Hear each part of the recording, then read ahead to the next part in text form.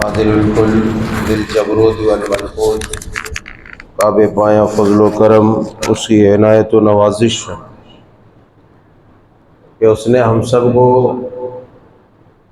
ایسے ایام میں داخل فرمایا جن ایام کی عظمت و تقدس کو اجاگر کرنے کے لیے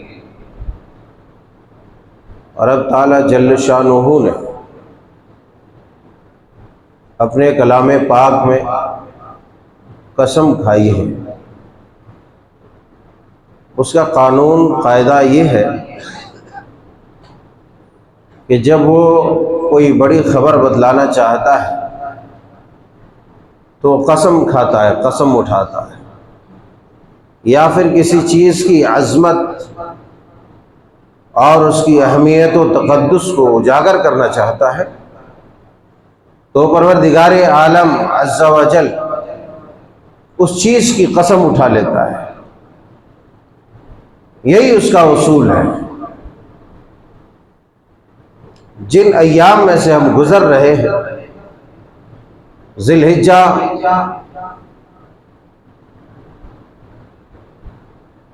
کہ پہلے عشرے کے ایام جسے عشرہ ذی الحجہ سے ہم تعبیر کرتے ہیں، ان ایام کی فضیلت کے لیے اللہ تبارک و تعالیٰ نے قرآن پاک میں قسم اٹھائی، فرمایا وَلَيَالٍ عَشْرٍ، اور ان 10 راتوں کی قسم۔ مفسرین نے، علماء ربانیین نے جو سورہ فجر کی اس آیت کریمہ کی تفسیر کی ہے، اس میں اس بات کو واضح کیا ہے کہ یہ وَلَيَالٍ عَشْرٍ سے عشرہ ذی الحجہ کی راتیں مراد ہے۔ ذی الحجہ کے اوائل کے پہلے جو عشرے ہیں، پہلا عشرہ وہ مراد ہے۔ یہ تو قرآن پاک میں اللہ تبارک و تعالیٰ نے ان ایام کی، ان راتوں کی قسم اٹھا کر کے ان راتوں اور ان ایام کی فضیلت کو واضح کیا۔ اللہ جس چیز کی قسم کھاتا ہے اس کی فضیلت بھی بتلانا مقصود ہوتا ہے۔ سرور کونین علیہ الصلوۃ والسلام نے مزید ان ایام کی فضیلت کو اجاگر کرتے ہوئے اپنی حدیث مبارکہ میں متعدد انداز میں آپ علیہ الصلوۃ والسلام نے بیان فرمایا۔ صحیح بخاری شریف کتاب العیدین میں، مسند احمد کے اندر اور دیگر سنن میں روایت نقل کی گئی ہے۔ صحیح بخاری کے اندر حضرت عبداللہ ابن عباس رضی اللہ تعالیٰ عنہ بیان فرماتے ہیں، جس میں یہ بات واضح ہے کہ ما من ایام العمل الصالح فيها احب الى الله من هذه الايام، یعنی ایام العشر، کہ اللہ تبارک و تعالیٰ کو دیگر ایام سے زیادہ محبوب اور پسندیدہ ان ایام میں کیے جانے والے اعمال ہیں، نیک اعمال ہیں، نیک اعمال ہیں۔ ما من ایام العمل الصالح، اور دوسری روایتوں میں ما من ایام اعظم عند اللہ احب الى اللہ تعالی من هذه الايام العشر، کہ اللہ تبارک و تعالیٰ کو دیگر ایام میں کیے جانے کے بالمقابل ان ایام میں جو انسان نیک عمل کرتا ہے، جو بندہ اچھے اعمال کرتے ہیں، جو نیکیاں کرتے ہیں، اللہ تبارک و تعالیٰ کو سب سے زیادہ پسند۔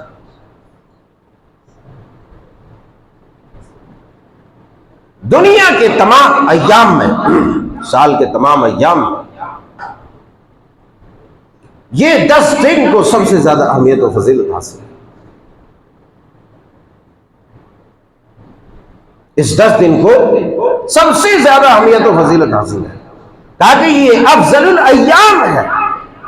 دنیا کے ایام میں، دنیا کے دنوں میں یہ سب سے افضل ترین ایام ہے۔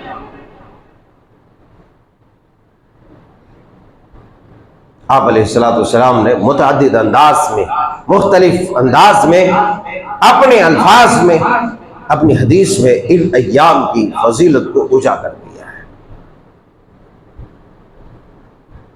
شارح حدیث حافظ ابن حجر، امام ابن حجر رحمۃ اللہ علیہ نے اس کی جو حکمتیں بیان کی ہے وہ یہ بیان کیا ہے کہ ان ایام میں تمام بڑی بڑی عبادات اور تمام اہم عبادات جمع ہو جاتی ہیں۔ آپ دیکھ سکتے ہیں اسی 10 دن کے اندر حج جیسا عظیم فریضہ، حج جیسا عظیم فریضہ، جس حج کو اس امت کے بیشتر لوگوں نے بھلا دیا ہے، بیشتر طبقہ نے بھلا دیا، حج کو ایک معمولی عمل سمجھتا ہے الا ماشاء اللہ، جبکہ یہ واضح ہونا چاہیے کہ جو اسلام کے 5 ستون ہے، توحید ہے، نماز ہے، زکوٰۃ ہے، روزہ ہے، حج ہے، یہ 5 ستون میں سے ایک حج بھی ہے۔ اگر کوئی آدمی اس کو گراتا ہے، مسمار کرتا ہے، توڑتا ہے، ایسی صورت میں یعنی مطلب یہ ہوا کہ استطاعت کے باوجود، طاقت کے باوجود، وسعت کے باوجود، اس قابل ہونے کے باوجود بھی اگر حج جیسے عظیم فریضے سے ایک آدمی محروم ہے تو ایسا آدمی دین کے ایک ستون کو گرا دیتا ہے، اور ایسا آدمی کفر کرتا ہے، ایسا آدمی کفر کرتا ہے۔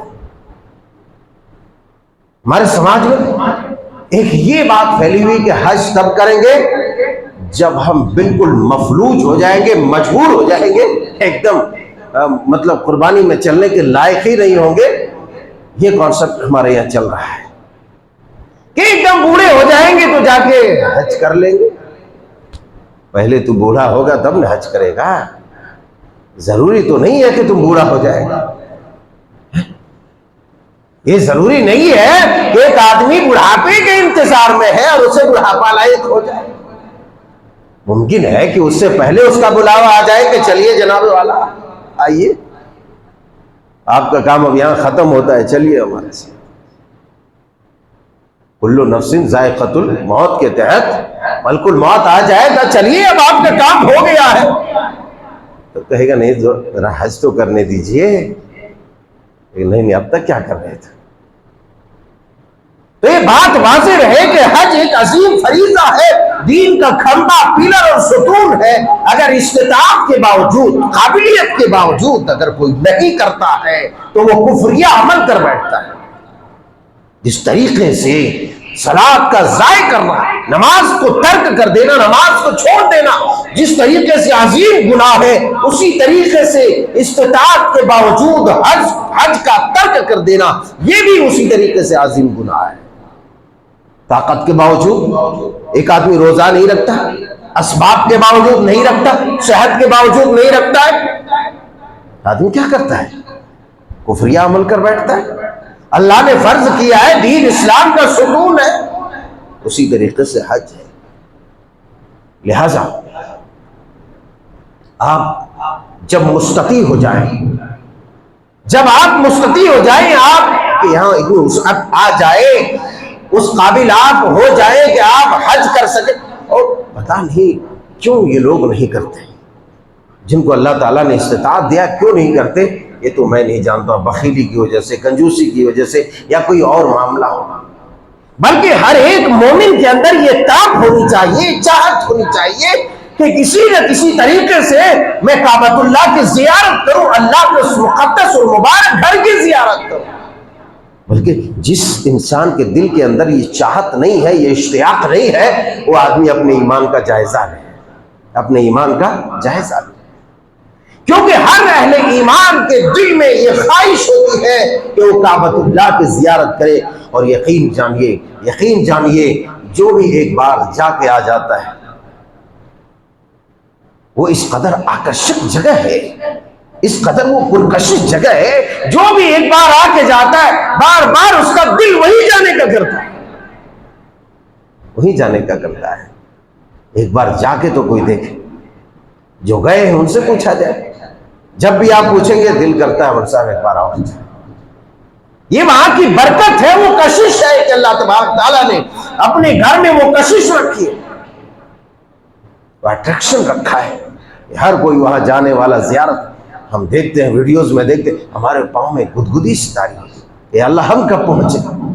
اللہ ہم سب کو اپنے مبارک اور مقدس گھر کی زیارت نصیب فرمائے۔ یہ بہت بڑی چیز ہے، ہم نے جس کو معمولی سمجھ لیا۔ اور یاد رکھو، بڑھاپے، آپ ابھی توانائی ہے، قوت ہے، بڑھاپے کا انتظار کیوں آپ کر رہے ہیں؟ آپ جائیے، زیارت کر کے آئیے۔ جب آپ چل نہیں سکیں گے، طواف نہیں کر سکیں گے، سعی نہیں کر سکیں گے، کھلاٹیاں مار کے گریں گے، تب آپ جانا چاہتے ہیں۔ یہی وجہ ہے کہ زیادہ تر وہی لوگ گرتے ہیں جو بالکل صحت سے جا چکے ہوتے ہیں، زیادہ تر صحت سے جو جا چکے ہوتے ہیں وہی لوگ وہاں گرتے ہیں، طواف کے دوران ہو یا سعی کے دوران ہو۔ الامان والحفیظ۔ بہرحال حج ایک عظیم فریضہ ہے، اور وہی حج، اسی حج کو اللہ تبارک تعالیٰ نے ان ایام میں جمع کر دیا۔ روزے جیسی عظیم عبادت کو اس ایام میں جمع کر دیا ہے۔ نماز، صدقہ، خیرات، ان ایام میں یہ تمام بڑی بڑی اور مفت عبادتیں ہیں، اللہ تبارک تعالیٰ نے ان ایام میں جمع کر دیا ہے۔ ان ایام کی کہا کہ یہ حکمت اور یہ مصلحت اور یہی وجہ ہے کہ اس کی یہ فضیلت میں آئی ہوئی ہے، یہ فضیلت ہے۔ ان ایام کی جو فضیلت ہے اس کی ایک وجہ یہ ہے۔ ان ایام میں عرفہ کا روزہ، اللہ اکبر، پوچھا گیا آپ علیہ السلام سے، سئل عن صوم یوم عرفہ، آپ نے فرمایا یکفر السنۃ الماضیہ والباقیہ۔ آپ سے عرفہ کے روزے کے بارے میں پوچھا گیا، اگر ان ایام کی کوئی اور فضیلت نہیں ہوتی تو صرف اور صرف عرفہ کے دن کی جو فضیلت ہے وہ کافی ہو جاتی تھی، کیونکہ عرفہ کے دن اللہ تبارک و تعالیٰ مغفرت عامہ کا اعلان کرتا ہے، عام مغفرت کا اعلان۔ اللہ تبارک و تعالیٰ پورے سال میں سب سے زیادہ بندوں کی گردن کو جہنم سے اسی روز آزاد کرتا ہے، اللہ اسی روز آزاد کرتا ہے۔ دعائیں اللہ تبارک و تعالیٰ قبول کرتا ہے عرفہ کی۔ یہی وجہ ہے کہ حاجی لوگ اللہ تبارک تعالیٰ کی بارگاہ میں بالکل اس قدر الہ کے ساتھ اس قدر کھو جاتے ہیں دعاؤں میں، گویا کہ اسے اس دنیا سے کوئی تعلق نہیں۔ ایک عجیب و غریب سما ہوتا ہے، اللہ سے لو لگایا ہوا، دعائیں کیے جا رہے۔ اللہ اکبر۔ بھلا اللہ تبارک و تعالیٰ ان لوگوں کی دعائیں کیوں مسرت کرے، ان لوگوں کی دعائیں کیوں رد کرے؟ اللہ تبارک و تعالیٰ کا یہ حق ہے بندوں کے اوپر ہے کہ اللہ تعالیٰ جب بندے دعا کریں تو اس کی دعا قبول فرمائے، اور عرفہ کے دن جبکہ اللہ کا وعدہ ہے، اس لیے عرفہ کے دن ہمارے لیے کیا کہا کہ 9 ذی الحجہ کو ہم روزے رکھیں۔ آپ جب روزے کی حالت میں، ادھر حاجی حج کے حالت میں وقوف عرفہ کے دوران بارگاہ رب العزت دست دراز ہوتا ہے، رب تعالیٰ سے دعا کرتا ہے، اللہ تبارک و تعالیٰ ان کے اٹھے ہوئے دست کو خالی نہیں لوٹاتا ہے، اور اپنی حیا کے ساتھ ان کی آواز پر، ان کی آواز کو قبول کرتے ہوئے، ان کی دعا کو قبول کرتے ہوئے انہیں جو ان کی مرادیں پوری کرتا ہے۔ اور آپ جب یہاں 9 ذی الحجہ کو یوم عرفہ سے جس کو تعبیر کیا گیا، یوم عرفہ کو جب آپ روزے کی حالت میں، غیر حاجی لوگ روزے کی حالت میں بارگاہ رب العزت میں دستدراز ہوں گے، اللہ تبارک تعالیٰ کا وعدہ ہے کہ جو روزے کی حالت میں مجھ سے دعا کرے، مجھ سے مانگے، میں اس کی دعا مسترد نہیں کروں گا، اس کی دعا مقبول ہوگی میری بارگاہ۔ اللہ اکبر۔ اسی لیے ان ایام کی فضیلت، ان ایام کی برکتیں ہیں کہ آپ کو یہ معلوم ہونا چاہیے کہ پورے ایام میں، پورے دنوں میں، سال کے پورے دنوں میں یہ 10 دن افضل ایام ہے، جس کو افضل الایام کہا گیا۔ لہذا دنیا سے بے رغبت ہو کر کے اللہ تبارک و تعالیٰ سے لو لگا لینی چاہیے. اللہ تبارک و تعالیٰ کے ذکر میں زیادہ سے زیادہ مصروف رہنا چاہیے. ایک تو یہ حرمت والے مہینوں میں سے کوئی ہے. دوسرا یہ کہ تمام ایام میں افضل الایام ہے. اس لحاظ سے بھی یہ قابل احترام ہے. یہ حج والے ایام ہے, اس لحاظ سے بھی یہ قابل احترام ہے. ایک روایت میں ہے کہ رسول اللہ صلی اللہ علیہ وسلم یہ 9 دن بھی روزے رکھا کرتے تھے. روزے کی فضیلت ویسے بھی آئی. ما من عبد, حضرت ابو سعید خدری رضی اللہ تعالیٰ عنہ بیان فرماتے ہیں, ما من عبد يصوم يوما في سبيل الله الا بعد الله بذلك اليوم وجهه النار 70 خريفا. آپ علیہ الصلوۃ والسلام نے بیان فرمایا کہ جو بندہ اللہ کے لیے, اللہ کی رضا کے خاطر ایک دن کا روزہ رکھتا ہے, ایک دن کا روزہ رکھتا ہے اللہ کی رضا کے لیے, اللہ کے لیے, ایسے بندے کو جہنم سے اس کی صورت کو, اس کے چہرے کو 70 سال کی مسافت تک اللہ تبارک تعالیٰ دور کر دیتا ہے. 70 خریفہ. اللہ اکبر. ایک روزہ. اور اگر کوئی ان پورے ایام میں 9 رکھ دے, آئے ہائے ہائے, ذرا اندازہ کرو, ذرا تصور کرو کہ وہ کس قدر جہنم سے دور ہو چکا ہوگا. وہ جو جہنم سے دور ہوگا ایک الگ ہے, اس کی جو دعائیں قبول ہوگی ایک الگ ہے, اس پر جو اللہ کرم نوازی کرے گا وہ ایک الگ ہے. یعنی اللہ تبارک و تعالیٰ کی نوازشوں کی کوئی انتہا نہیں, اللہ تعالیٰ کی نوازشوں کی کوئی انتہا نہیں ہوگی. اور ان ایام میں زیادہ سے زیادہ اللہ, حضرت ابن عمر رضی اللہ تعالیٰ بیان فرماتے ہیں, ما من ایام اعظم عند اللہ احب الی اللہ من هذه الايام, کہ سب سے پسندیدہ, سب سے بڑے دنوں میں اللہ تبارک و تعالیٰ یہ جو عبادت کیے جاتے ہیں دوسرے دنوں میں, ان بڑے دنوں میں اللہ تبارک تعالیٰ کے نزدیک جو یہ 10 دن افضل الایام ہے اللہ تعالیٰ کو زیادہ پسند ہے. تو فرمایا کہ کیا کرنا چاہیے؟ کہا کہ فیہ تحلیل و تکبیر تحمید. ان دنوں میں اللہ تبارک و تعالیٰ کی زیادہ سے زیادہ اللہ کا ذکر کرنا چاہیے, تکبیرات پڑھنی چاہیے, تحمید, اللہ اکبر, اللہ اکبر, لا الہ الا اللہ, سبحان اللہ, سبحان اللہ, الحمدللہ, الحمدللہ, سبحان اللہ تسبیح ہے, الحمدللہ تحمید ہے, اللہ اکبر, اللہ اکبر تکبیر ہے. اللہ تبارک تعالیٰ کے زیادہ سے زیادہ اللہ کو یاد کرنا چاہیے. ان ایام صحابہ اکرام کا ایک مشورہ ہوتا تھا, ان ایام وہ مصروف رکھتے تھے اپنے آپ کو ان ایام میں تکبیرات کے ذریعے, ان ایام میں تکبیرات کے ذریعے اپنے آپ کو مصروف رکھتے تھے. حضرت مسلم شریف کی حدیث پاک ہے کتاب الزکوٰۃ,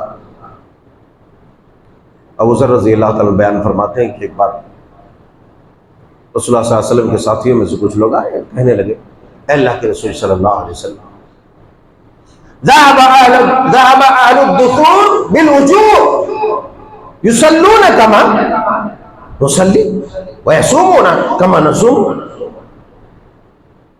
ويتصدقون بفضول اموالهم.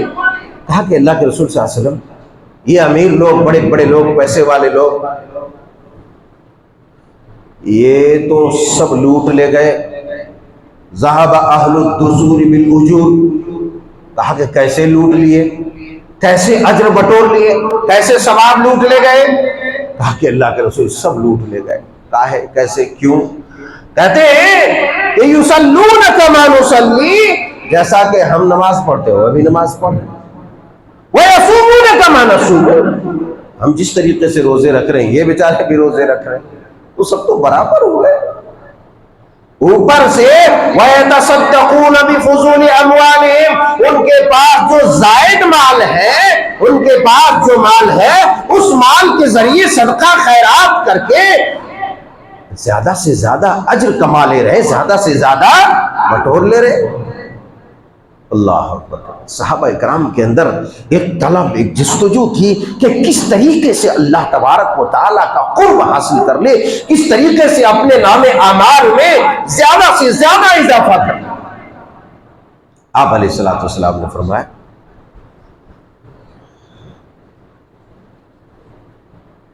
اولیس اللہ قد جعل اللہ لکم کہ کیا تمہارے لیے اللہ تبارک و تعالیٰ نے نہیں بتایا؟ فَإِنَّ بِكُلِّ تَكْبِيرَةٍ صدقہ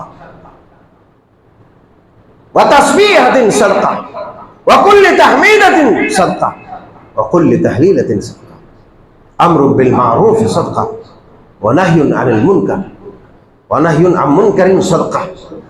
کہا کہ اللہ تبارک و تعالیٰ نے تمہارے لیے آسان نہیں کیا، تمہارے لیے یہ آفر نہیں رکھا۔ کیا آفر ہے؟ کہ ہر تکبیر فَإِنَّ بِكُلِّ تَكْبِيرَةٍ اللہ اکبر، جو تمہاری زبان سے اللہ اکبر نکلے گا وہ صدقہ ہے۔ تمہاری زبان سے اللہ اکبر نکلے گا وہ صدقہ ہے، سبحان اللہ نکلے گا وہ صدقہ ہے، الحمدللہ نکلے گا وہ صدقہ ہے۔ جاؤ مالدار لوگ لوٹنے گئے اپنے مال کے ذریعے سے، تمہارے لیے اور آسان ہے۔ مال نہیں ہے گھبرانے کی ضرورت نہیں ہے، کم ہے گھبرانے کی ضرورت نہیں ہے۔ تمہاری زبان سے جب اللہ اکبر کہو گے تو کوئی 10 لیٹر 20 لیٹر جو ہے خون تو چلے گا نہیں، کوئی ڈیزل اور پیٹرول تو چلے گا نہیں۔ اللہ اکبر کہہ دیے صدقہ ہو گیا، سبحان اللہ کہہ دیے صدقہ ہو گیا، الحمدللہ کہہ دیے صدقہ ہو گیا، لا الہ الا اللہ کہہ دیے صدقہ ہو گیا۔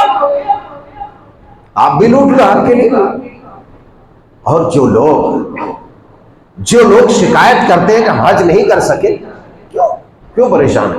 جیسا کہ میں نے رمضان کے ایک درس میں کہا تھا، سنن ترمذی کی حدیث پاک، سنن ترمذی کی حدیث پاک میں یہ بات واضح کی تھی کہ جو آدمی من صلی الفجر فی جماعت، جو آدمی فجر کی نماز جماعت کے ساتھ ادا کرے، ثم قعد یذکر اللہ تعالی حتی تطلع الشمس، اور پھر فجر کی نماز پڑھنے کے بعد اسی جگہ پر بیٹھا رہے، اسی جگہ پر بیٹھا رہے، ذکر کرے اللہ کا وضو کی حالت میں، پھر سورج نکلے 2 رکعت نماز پڑھ لے مکمل، کانت لہ کاجر حجۃ وعمرۃ تامۃ تامہ، اس آدمی کے لیے مکمل ایک حج ایک عمرہ کا ثواب مل گیا۔ یہ رونا بند کر دو، یہ رونا بند کر دو کہ ہم نہیں کر سکے۔ اللہ نے تمہارے لیے کیا نہیں رکھا، ہر راستہ تمہارے لیے پیدا کر دیا، تاکہ تم کسی بھی طریقے سے یہ رونا نہ رو کہ تم جو ہے اجر میں کمی کر لیے، یا تمہارے لیے جو ہے ثواب کے جو راستے نہیں ہے۔ یہ سب غلط باتیں ہیں، یہ سب غلط باتیں ہیں۔ آپ یہاں بیٹھو اور 1 گھنٹے پونے گھنٹے کے اندر مکمل ایک حج ایک عمرہ کا ثواب لے کے چلے۔ بہرحال یہ 10 ایام ہے، ان میں زیادہ سے زیادہ ہمیں ذکر و اذکار تکبیر تحلیل کرنی چاہیے، ان ایام کی قدر کرنی چاہیے۔ رہی بات عید الاضحیٰ، عید الاضحیٰ ایک عظیم عبادت ہے۔ صاحب استطاعت کو، جس کے پاس طاقت ہے، قوت ہے، وسعت ہے، وہ